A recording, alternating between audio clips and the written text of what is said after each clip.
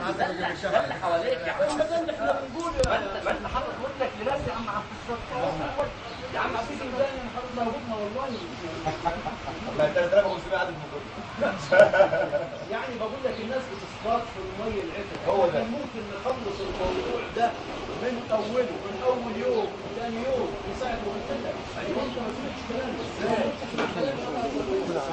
حتى لو كنت انا كذاب. لا العفو.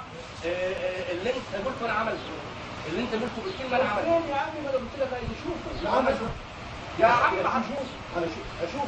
ما بجمعش انا الجرايد يا عم عبد الستار. انا ليه ما اتصلتش بيا بالتليفون وقلت لي النهارده هنشوف انا ما كلمتكش وقلت لك اجرى النهارده اليوم السابع والاغراض نجرى على الكمبيوتر. اجرى اليوم السابع والاغراض الكمبيوتر. لا الكمبيوتر يا حاج، ما هو الموقع بتاع اليوم السابع وبتاع الاغراض والله انه موجود في الكمبيوتر. ولا ما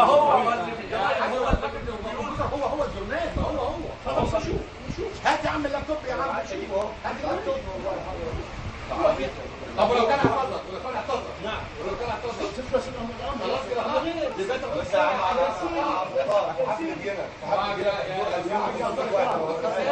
خلي بالك من حاجه عظمه. انا لسه انا منيل كتاب الجاف على قناه الحاجه كذا كذا كنت بنتهى الموضوع. حتى لو ما كانش يعتذر لما ما كانش كتب في اي صحيفه. هو انت كمان حاجه هتشرب ازاي؟ يا بابا تسمع ايه؟ ما تسمع اي حاجه. لا في عيال بيلعبوا. امال الناس تسمع الستار ده عيب. هو بيجيب لك جرايد سمعت واحد برنامج كان هو ايه؟ تابع البرنامج. انا عملت هو بس كنا قعدنا في بلدنا مع الستار الموضوع ده. ايه الصحيفه او ايه الوسيله اللي تنزل عليها الاعتذار؟ قلنا الاخبار الاقل كبير. هو رجع. حاضر. بس هو نزل. بس هو نزل. نعم